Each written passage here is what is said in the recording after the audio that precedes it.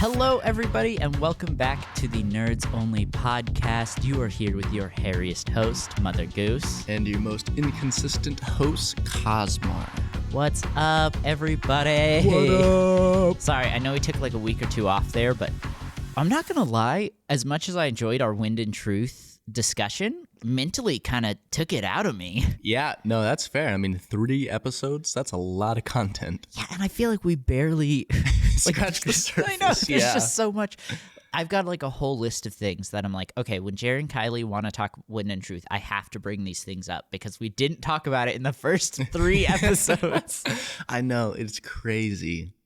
Which, don't worry, no Wind and Truth spoilers here. It kind of kicked my butt. Mm-hmm. No, yeah, it's so much in that book. It's great, but it's a lot. Mm-hmm. But we're back, and today we are talking about Invincible Season 3. Woohoo! I think, let's not really talk about Seasons 1 or 2, but just real quick, let's give the audience a score. Let's say out of 5 stars, what would you give Season 1 and Season 2, respectively? Season 1, I am going to say a 3. Because Interesting. I know that's kind of a not controversial, maybe like not the most common opinion. Mark's character just kills me in the first season. That's why my score is so low. Yeah, that's fair. I think it's well written. It just kills me. And then second season, I'd give a 4. Okay.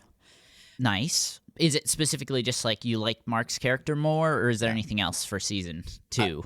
I saw the direction in which the show was going, and I really liked it. In season 1, it was kind of like where is this going? Is this going to be a common superhero show, or what's it trying to do? And then season 2 was like, okay, it's doing a really good job at what it's trying to do, and now I have a good sense of where the comics or show is going. So I was like, this is cool. I like this. I think my score is probably the opposite. I think I would go Season 1 4, Season 2 3, and I really enjoyed both seasons. I just think the underlining mystery of the rest of the cast figuring out about Omni-Man killing the Guardians of the Globe, I think it tied the season together better than the Angstrom storyline did in Season 2. Oh, I agree entirely. Omni-Man's presence was the only reason I liked the show in the first place. And then I was like, oh, Mark's pretty cool too, I guess. Right. Also, real quick, this is going to be spoiler-filled, so if you've not finished Season 3, definitely go do that before listening to this review. Also, sorry if we spoiled anything for Season 1 and 2. I wasn't really thinking about giving a spoiler warning beforehand. Oof, my bad. I'll take accountability. I mean, what is it? You only spoiled the end of the first episode. Yeah. That's it. Pretty much. That's not too bad. Okay, so moving into Season 3, I really enjoyed this season. 5 out of 5 stars. Loved it all the way. I think I'd give it a 5-star as well. This season was great. Slow build-up, I feel like. I will say, kind of coming off of Season 2, the first few episodes were a little, obviously slow. Like that ending of Season 2 was crazy. And then, but it built up, and when it hit its climax, it was crazy. So good. So good. I think a lot of the complaints I've seen people had with the pacing, and it's something I have a problem too, kind of, because again, specifically, the first season was just so good about kind of connecting itself with that main plot line of Omni-Man. We have to remember that Invincible, it's based on the comics, and at the end of the day, it is a episodic series and not a serialized series. Not every episode is going to progress the plot forward. Sometimes we're just going to have an episode where Mark fights a random bad guy, and that's how episodic series work. And I think episodic used to work really well when we were doing like 16, 22 episode long seasons because you still got a lot of variety. But now that we're in the like 8 episode streaming era, I think our brains, there's so few episodes, we just desperately want every episode to progress the plot. Yeah, especially that one episode with Multi-Paul breaking out of jail and the dragon spirit guy. Like that literally, it just felt like a waste of an episode. It was like, okay, so I didn't learn anything about Omni-Man. I didn't really learn anything about Mark. I just saw him get his ass kicked again. And that was kind of it. It was like by itself, standalone, it's not a bad episode. It's cool. It's cool seeing Titan dealing with the after effects of getting rid of Machine Head. It's an interesting plot line. It's just like we have Mark dealing with, you know, the imminent threat of all these different things, and we're gonna take it. It's taking a step back when the audience is like, I want to know more. What's gonna happen? All these different things. It was like I feel a little disappointed after watching it. Yeah, I think it is for sure the lowest rated episode in the entire season. It might even be the lowest rated episode in the entire series, but I can't say that for sure.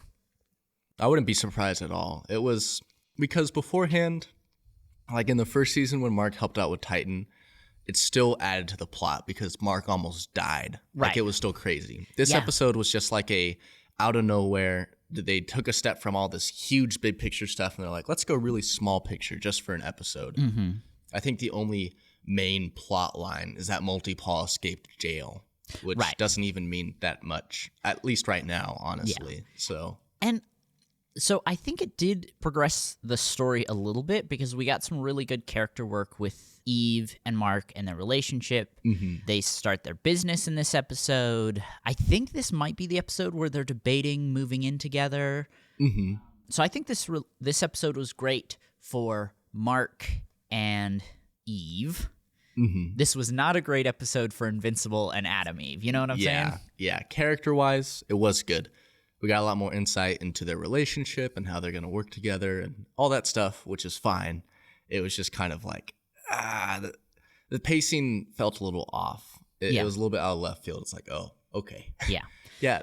Honestly, if it was 18 to 22 episodes, completely fine. Yeah. Throw us a random episode of him fighting a dragon. Yeah. But 8 episodes, like, man, it was kind of like, oh, well, that's semi-disappointing. Yeah. But it was still good. Still enjoyable for sure. So I think maybe before we get into the stuff we really love, maybe we can talk about the animation.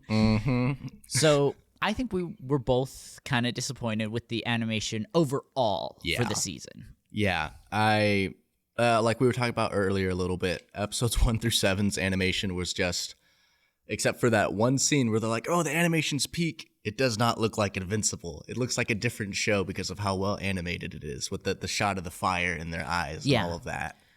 And then episode 8 just goes ham on the animation, and it looks amazing. I think I would throw 7 into the good animation category. Not amazing like episode 8, but I think overall its animation is pretty good.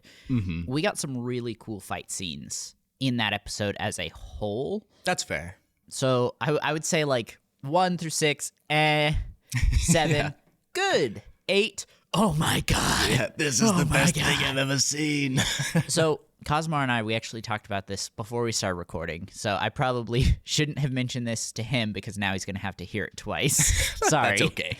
But I do think this is something really important to consider that I haven't seen a lot of people talking about is I found out recently that season 1 was a collaboration between a couple animation studios and freelance animators.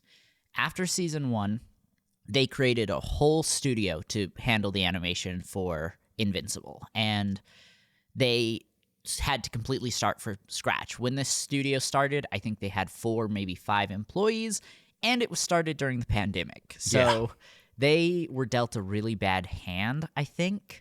And I'm hoping that with each season, especially after watching episode 8, as this new studio grows and learns, gets more employees, it's just going to keep getting better and better and better. Yeah, I really hope, because surely they're seeing all the complaints about the animation and like, what's going on? What's with the PNG factory over here?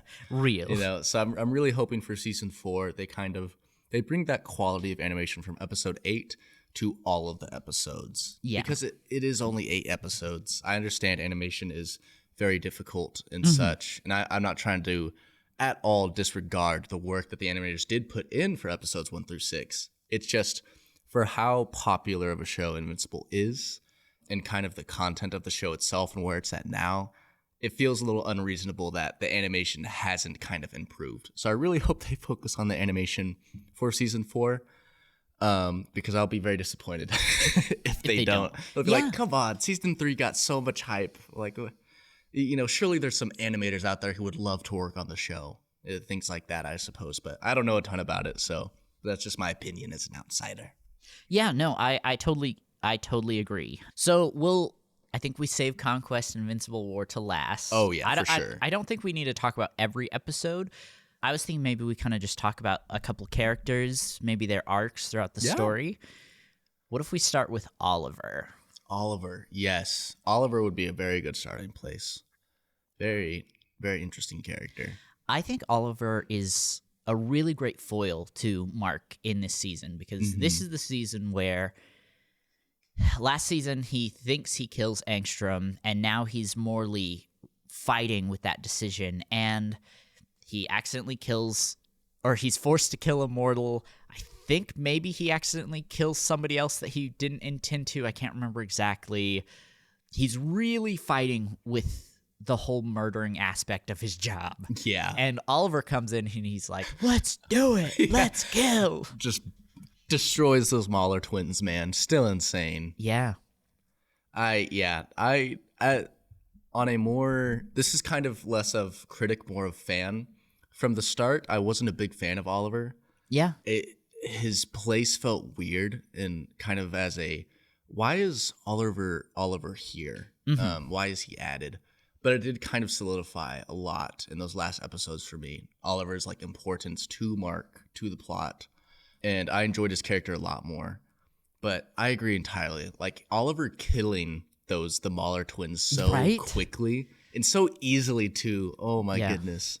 Seeing the Guardians of the Globe and Mark get pieced up and then just Oliver just BAM! Yeah. That's crazy. I think it also really highlights just how much Mark is holding back. It really does. Go ahead. No, I was just going to say, I don't blame him at all because with his whole non-wanting to kill rule, when you look at the finale of season 2 and him thinking he killed Angstrom, of course he's going to start holding back. Like that line, his hands are bloody, and he's like, I thought you were stronger. Like, yeah. Of course this season's Mark is going to hold back like crazy. Yeah, no, obviously. Like, he's like, I don't know if I throw a half-hearted punch, it might, like, send them through the wall and break their bones. Right. Like, he's learning just how fragile everything around him is.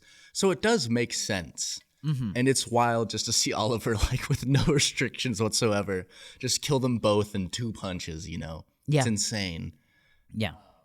But yeah, no, I enjoyed Oliver's character a lot because it does provide this interesting contrast between him and Mark and how Oliver's a child and he thinks killing okay, and Mark's an adult and he thinks killing's not okay. Right. Then we kind of have this, I'm not sure where Oliver stands as of the end of season 3 because he had the talk from his mother. Right. But I'm not sure how much that really affected him. Especially after Mark's like final dialogue to Oliver. Exactly. And that's my next point is that Mark has now made a decision of like, I'm going to kill who I need to kill. And I'm done feeling bad about it. Like he can't afford to just let people go anymore because Oliver almost died. He almost got ripped in half, dude. I know. He got all his baby teeth punched out. Like, bro went through it. Yeah.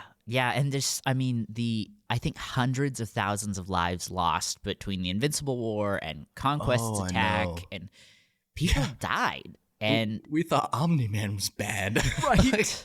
Oh my gosh. It's really interesting that you said you didn't really like Oliver at first because I actually was in the exact same boat when I read the comics. I was very against Oliver. I really hated his mentality of wanting to kill. He just seems so ruthless. Going back and rewatching it now that I'm a little older, and of course they've changed some things from the comics, but I think I'm more on Oliver's side. If Mark had killed Angstrom, the Invincible War wouldn't have happened. Oh yeah. And then I think that kind of is a good segue to Cecil, because I think Oliver and Cecil's mentality are very similar in the whole, you have to do whatever you have to do to protect the world. I love Cecil's character, in my opinion, is just so dang well done. That episode into his backstory just explained so much about the way he acts. It fully fleshes him out as a character, I feel. I love Cecil. We get to see the conflict within him, but his duty to his nation into the overall people, like the whole instead of just the part, is I love it because we have Mark, who is inexperienced, he's young, he's rash, and we have the flashback to when Cecil was the exact same way. Right. And then Cecil went through the things he did, and now he has an idea of the bigger picture. And so it was so cool to see this contrast between them, and I thought it played out so well. Yeah. I loved Cecil so much this season, except for the end. When that was a stupid decision. Right. So stupid. I think we not quite talk about Conquest yet, but we can talk about it in terms of Cecil. Yeah. Again, when I read the comics 4 or 5 years ago, I was Team Mark all the way. Watching it again, I was definitely Team Cecil. When you look at his actions, he saved all of the heroes against Doc Seismic because of the Reanimin. He saved Eve in the Invincible War with the Reanimin. Darkwing took out one of the Marks during the Invincible War. His actions saved lives. Yeah, no, I'm Team Cecil all the way. I think him implanting that thing into Mark's head was too far. I agree. But other than that, like Mark being so fed up with, or not fed up, but like he's angry about Darkwing and all that, I'm with Cecil all the way on everything except for putting that the thing in Mark's head. Yeah. I thought he was very reasonable, and you're right. It did save lives. And lives that were important to Mark. Yeah, like so important to Mark that he neglected the whole world for a day just to sit by his girlfriend. Right. This guy. Oh my goodness. But yeah, him saving Conquest. Literally all he had to do was either kill Conquest or turn him into a Reanimin. Either of those would have been fine. I know, that's why I was like, left him alive. Why didn't he return him into a Reanimin? Yeah. You really think you're going to torture this Viltrumite who said he's one of the strong, who you heard him say he's so strong he scares all of the other Viltrumites.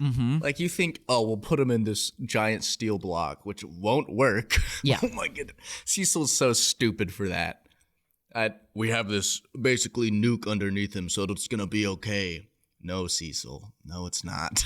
Yeah. Oh, yeah. That was the thing in Mark's head and keeping Conquest alive. The two stupid things that Cecil did. Even though I mostly agree with him, it doesn't mean he's right in everything. Yeah.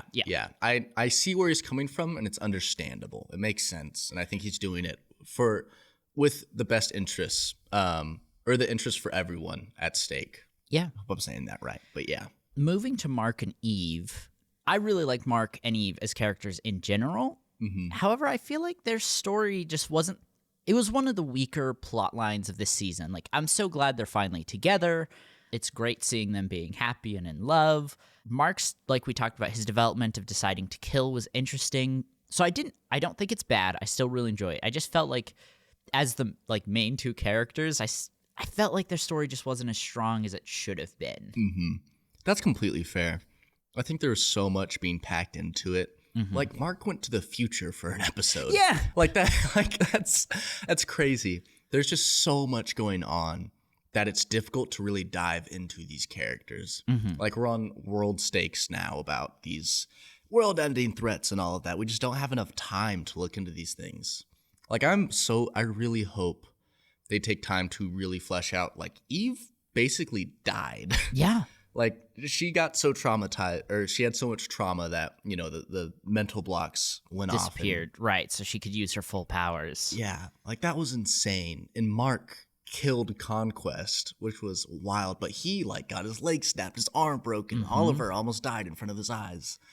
It was just so much like happening to them this season that I'm hoping next season we do get a little bit of time to just see a breather. Yeah. Like how do they recuperate? How do they heal from this? And I do feel like, for me at least, the stakes were lower in the first few episodes, and the main conflict, at least from what I remember, was like Eve and Mark's relationship of, are they going to get together? Oh, Mark said the thing, and now Eve's mad at him. Right. And then once that conflict was resolved, that relationship felt like the breath of fresh air. It was like bad thing happening. Then we have a scene with Mark and Eve where they're just there for each other. They care for each other and it's refreshing. Then back to the horrible, horrible things. Right. And so I agree, though. I do hope in the next season they take a little bit of time just to allow the characters to breathe and to talk about what's happened to them. Yeah. Well, I think for this last segment, I think we just talk about the last 3 episodes. Yeah. Powerplex. Crazy character. Aaron Paul did so good. Right? His voice. Oh my goodness. And the title card meme where he's screaming was so good. I was dying. I thought I was watching like an Instagram edit or something. I couldn't believe it was the actual show. Right? that was hilarious. I was so conflicted. I was like, this is kind of undermining his speech, but it is so dang funny. So funny. Yeah.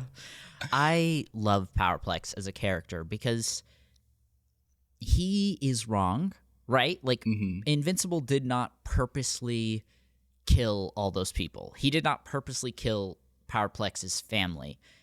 But also, he's a man lost in his grief, and that's just such a great characteristic. Yeah. Especially for a villain. I agree. He's a perfect 3-dimensional character. Like, his logic makes sense because of the grief that he's in, and that's why it's okay. So it's like he's not necessarily a bad person. Not like how a villain or, like the Lizard League's like, I just want to turn people into lizards for money. It's like, this is a grieving father. Like, in his mind, he has a good reason for doing what he's doing. And it just makes it that more tragic, especially when he kills his family, dude. Oh, I know. Oh, it's man. awful. This guy. And what I love so much about his character is that he's so... He has a right to grieve. He has a right to be upset for these lives, but he's so overcome with his grief that he interrupts the funeral for these people. I know. Like this... Oh, my goodness. Yeah. Just perfect. He's a perfect villain. I love his representation as kind of like the after effect or the side effects of living in a superhero-esque world. Yeah. Where things like this are happening all the time. And the fact that it really made Mark think about the lives lost. And the last thing I'll say, which is it's semi off topic but still relevant, is like if Powerplex didn't have a hatred for Mark, I would love, like, I already love his character, but like as a person, I would just love this guy because this dude like a chill guy to hang out with. Yeah, like he just cares for his family. He's obviously a deeply emotional man who cares deeply for others and is willing to do anything for those people. It just sucks that was turned against the hero or the show's protagonist, right? Because otherwise, like, he would seem like such a cool ally to have, or just a good person to have by your side. And he's one of the few people that are actually strong enough to 1v1 a Viltrumite. Yeah, I know. 1v1 and win? Right, yeah. Crazy. Okay, so moving on to episodes 7 and 8. Before we get into it, I've seen a lot of people describe it this way. Episode 7 has higher stakes for the world as a whole. Episode 8 is higher stakes for Mark and his loved ones. Which of these 2 episodes did you enjoy more? I enjoyed episode 8 more. I would make a slight quote-unquote argument. I think, yes, the stakes were higher for Mark and his loved ones in that instant. Right. But if Mark did die, then the Viltrumites would have conquered Earth. Oh, yeah. And that would have sucked. But I do agree that, like, the immediate threat in episode 7 was so much larger than just the one single Viltrumite. Instead, it was... How many? 18. Yeah, 18 marks. Yeah. Were all just insane.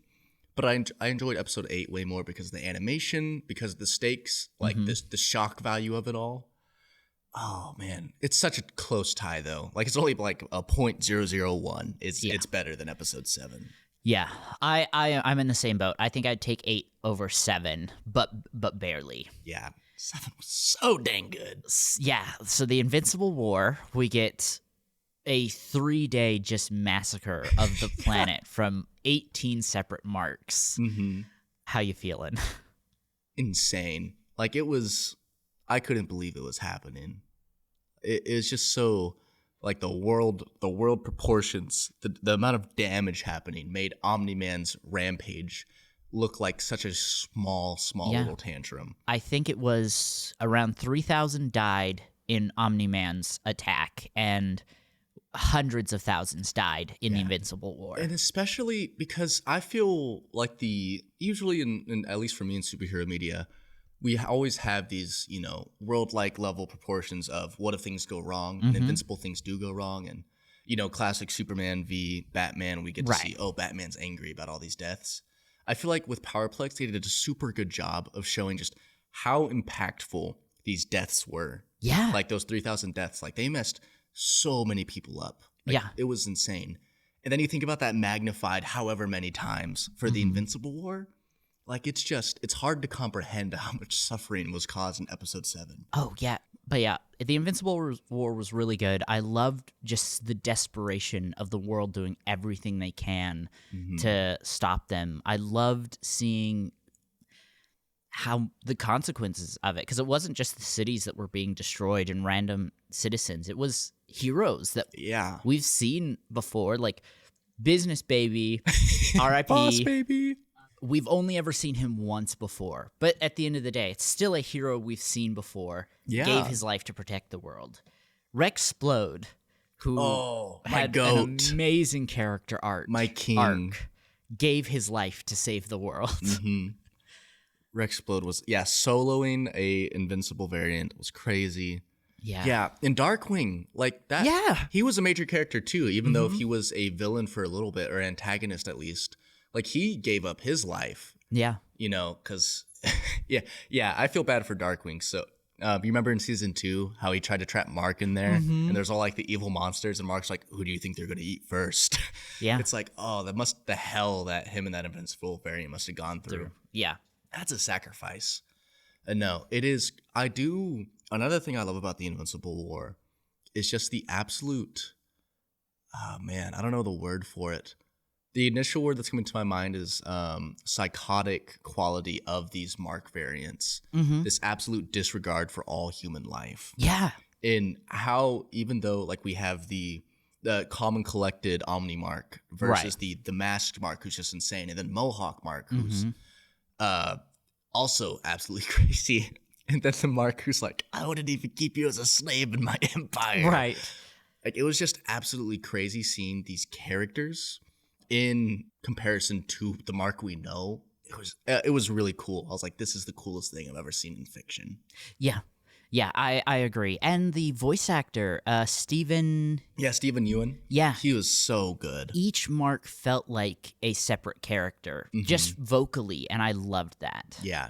The voice actors did so good this season. Peak! I know, Peak. And what's his face? We'll get to Conquest in a second, but his voice actor was insane. Yeah. I can't believe people were complaining about it. Same. And then the Angstrom fight, again, a good fight. I think for Mark's character development, deciding to kill was good. I just think the second half of the episode wasn't as strong as the first half. I agree. I'd say for me right now, Angstrom is the weakest character for me in the show. Yeah. It feels like all he wants to do is kill Mark, and it's very bland, if that makes sense. Which is fair, because now we have an extra layer of he's being controlled by, I forgot what they were called. I think they're called the Technicians. Yes, he's being controlled by the Technicians, so we have another layer there now. But it was just kind of like, he just gathered up all these marks just so he could kill this one Mark. It was kind of like, this is absurd. And he didn't even succeed. I know, he didn't even with 18 marks, he couldn't kill the guy. Yeah. Come on. I think if Sinister Mark didn't convince the other Marks to betray him, they probably would have won in the end. But yeah, Sinister Mark isn't very smart. Yeah. Who is Sinister Mark again? The black and yellow costume. Oh, yeah, the one who was like, I killed my dad in my universe. Yeah, and the one who killed that one Angstrom's kid. Yeah. Yeah. What the heck is Angstrom on, dude? Oh, let me get all the evil Marks so I could kill the one good Mark. Oh my goodness. That character makes me mad. It makes sense. It just makes me mad. Well, moving to episode 8. Peak! Literal peak. This was so good. I think, comics-wise, top 3 fights in the comic run. Show-wise, so far, best fight in the series. All the way. They went all out for this fight, and they did a hell of a good job. Yeah. absolute peak. The voice acting, incredible. The animation, incredible. The sound effects, incredible. The stakes, incredible. Everything's perfect about this fight scene. Yeah, it really was. So the way they did it, and I'm really happy they did it this way, is they essentially broke the fight into 4 separate acts. And then, animated and worked on each act to give each act their own story throughout it that would also transition to the next act. And I think they pulled it off really well. They did a really good job, because we had initially Mark and Conquest fighting.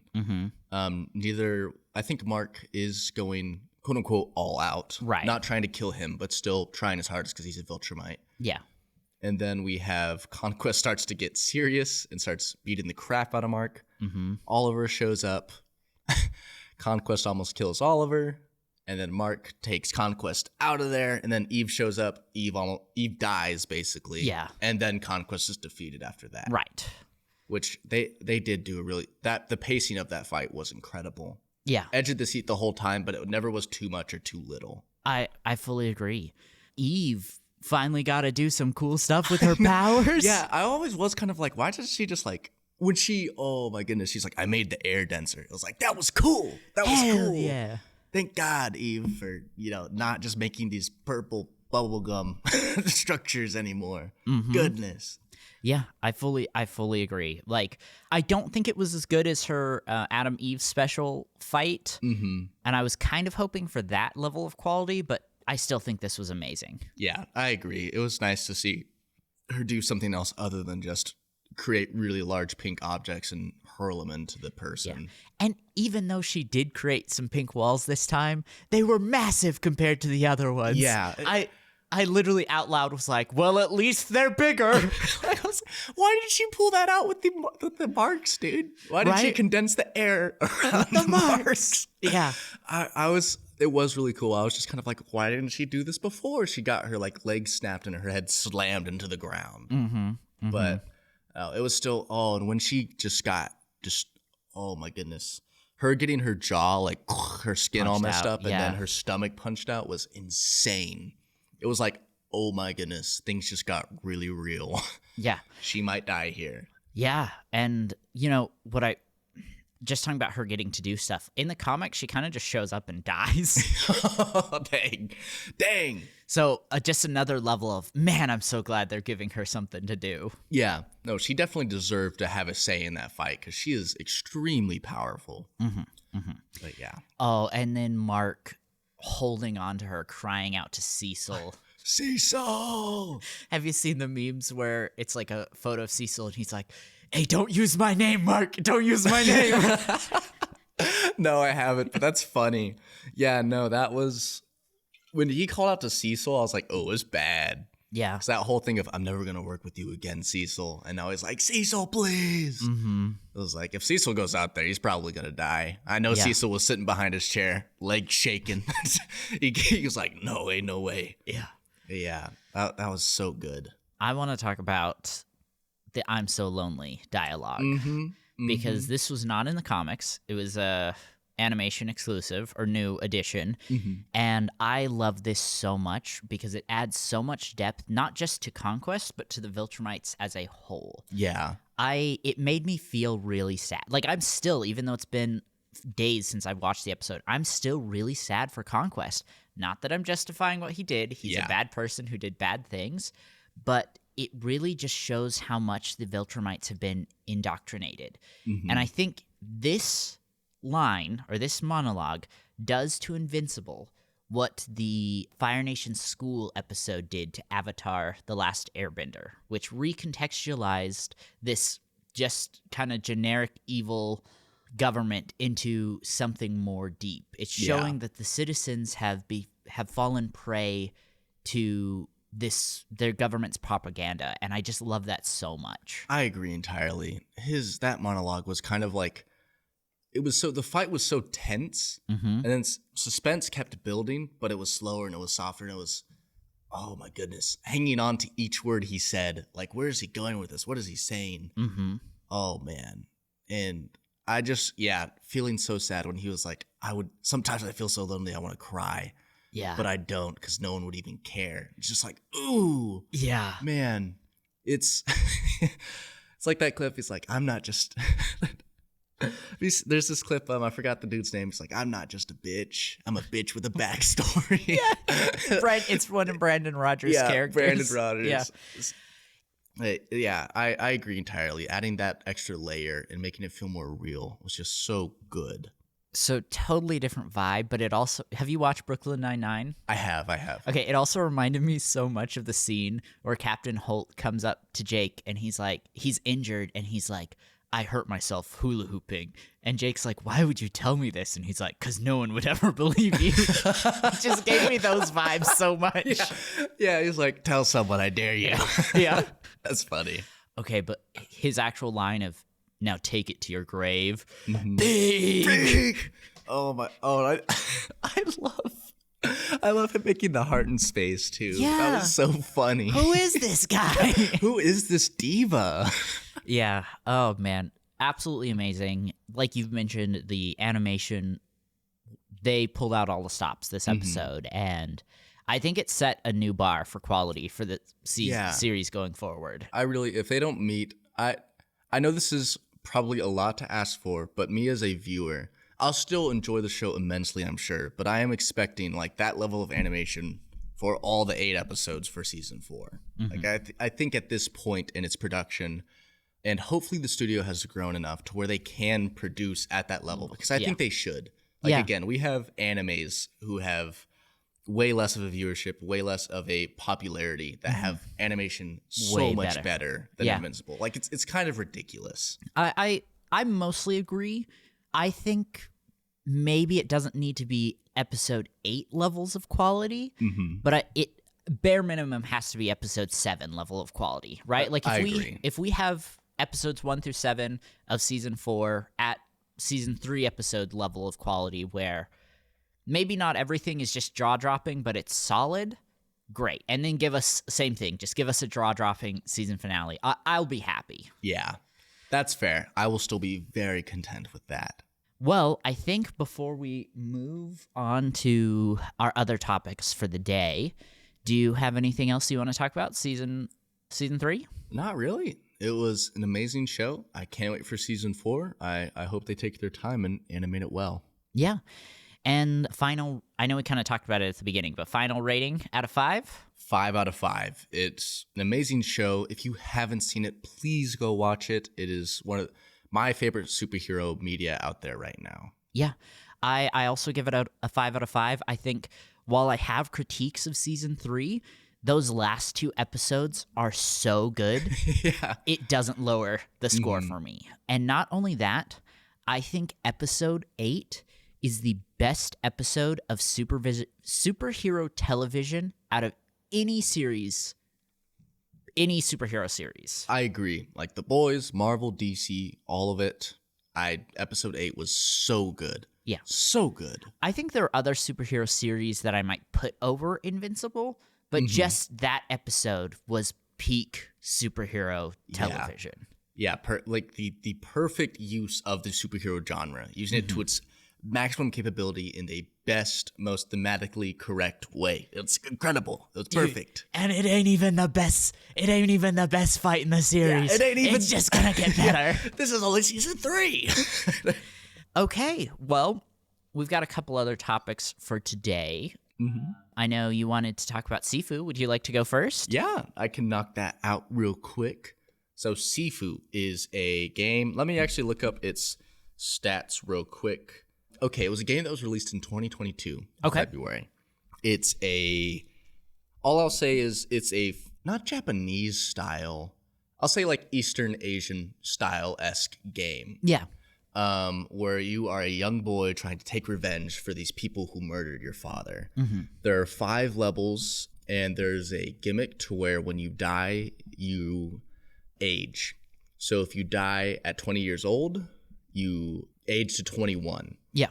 Then you age to 22, and yada, yada, yada. Until at age 70, you die, and the game's just over. You can either restart at the stage you were on or reset the game. But that's kind of the basis or the little synopsis of the game. The story's good. I enjoy it. It's enough to keep you interested.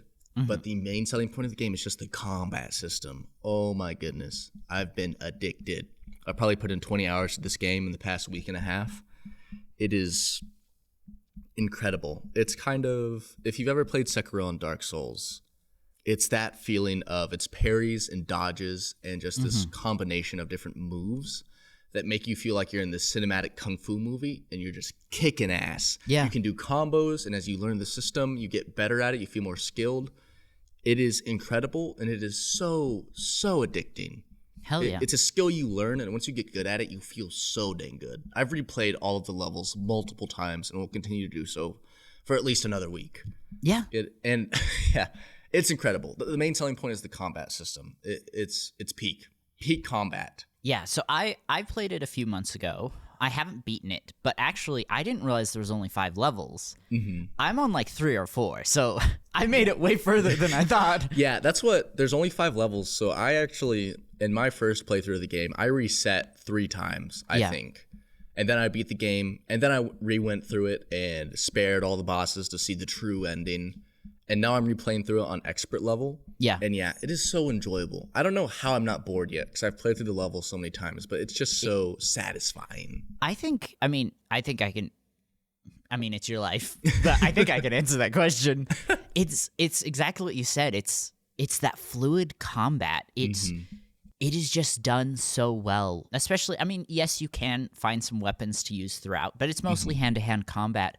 I don't know if I have ever played a game, even like fighting games or platform fighting games, where the hand-to-hand combat felt so fluid. Yeah, like it's wild the combinations of combos you can do. Like there's different, the inputs aren't insane like Mortal Kombat, where it's like down, left, X, Y, X, down. It's more just like to sweep the leg, you just push back and forward on the joystick and then you press Y. Yeah. To do a duck punch, you press forward twice and hit X. Like it's super simple combos like that, but you can build them on top of each other to do some insane stuff. It's so creative, and you can explore, and there's different techniques for different enemies, and it's so cool. Yeah. Like the problem I have with most advanced combat systems, especially in games that are focused on combat, is the complexity of the combat system and how much you have to learn. For example, like a game like For Honor.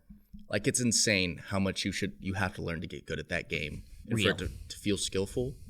Sifu doesn't do that. It's not so complex that it's overwhelming. It's like I'm learning all these things naturally, and it feels so dang good. Yeah. I love it, and it is so fluid. Oh, it's so flexible as well. So last episode, before we started our Wind in Truth, you talked about Silent Hill and how it became your favorite game of all time, and we kind of talked about your top 3. Do you think Sifu broke top 3, top 5? Man, I'd say Sifu for sure broke top 5, possibly top 3.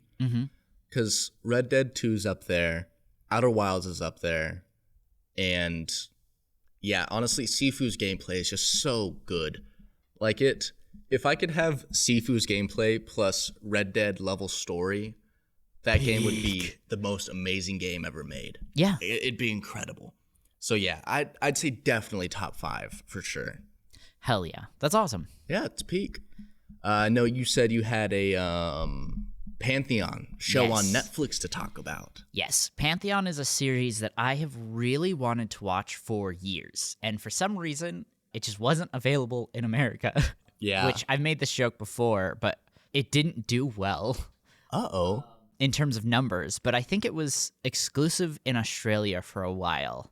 Which I could be totally wrong, but that's what I heard at least. And I'm like, yeah, of course a series is going to do bad when you limit it to just one country. Like even if you were to just limit it to America, I think it would still do bad. Like release it worldwide so everybody could enjoy it. Yeah. This show very quickly became my second favorite animated series of all time. Nothing is going to top Avatar: The Last Airbender. And maybe that's a little bit of nostalgia, but I will die on that hill. Hey, that's a good hill to die on. I think my top 3 before was Avatar: The Last Airbender, Arcane, Castlevania. I think it kicked Castlevania out. Oh, shoot. Of the top 3, and it moved Arcane to number 3. Okay. Pantheon is definitely my second favorite animated series now. Wow. That's impressive. There's not a lot of fight scenes, but the ones that they have, the creativity is insane.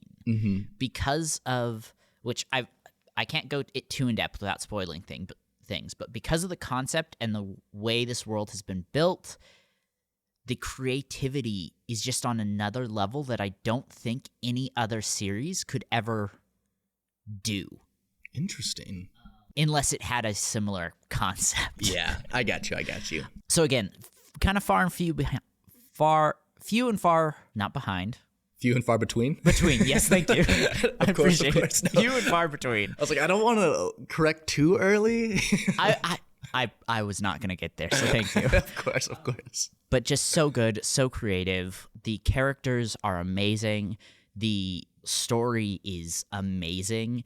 It's left very ambiguous. The ending, it kind of tells you what's happening, but you're also left sitting there like, you don't get all the answers. That's all I'll say. That's cool. I like endings like that.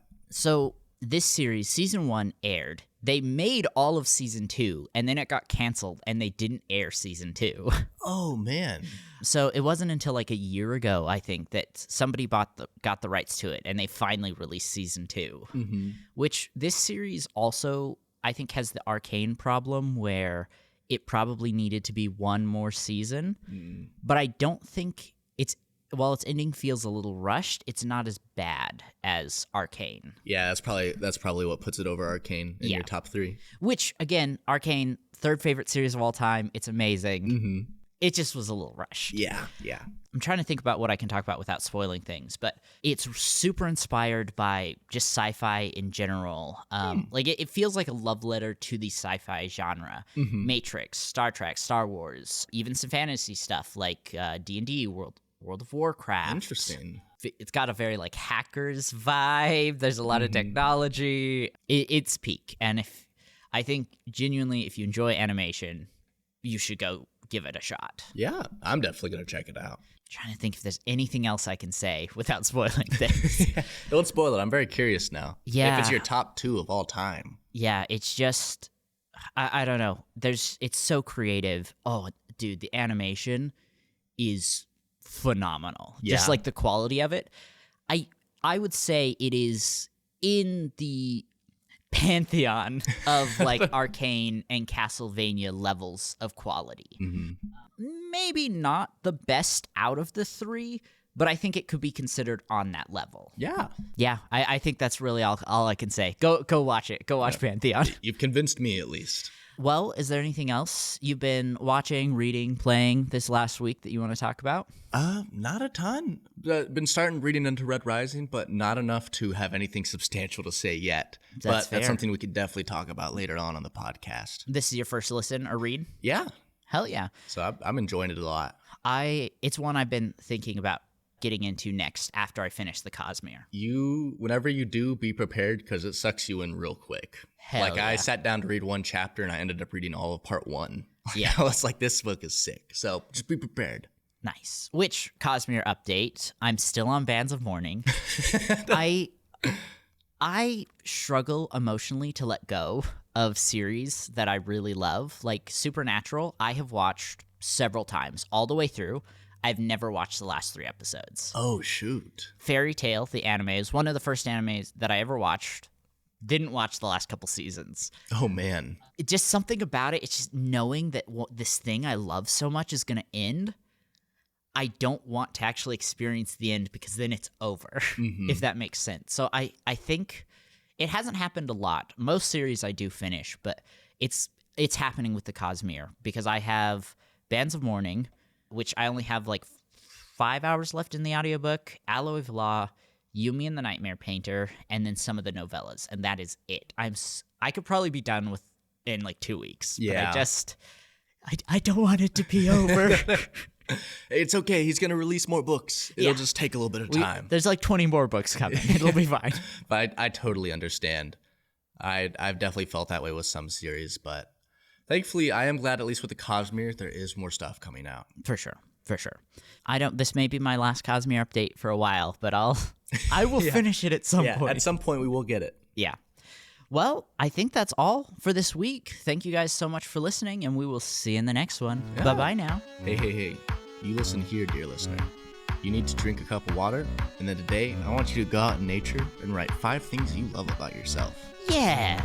Yeah. Do it. Do it. Or else. All right, bye-bye now.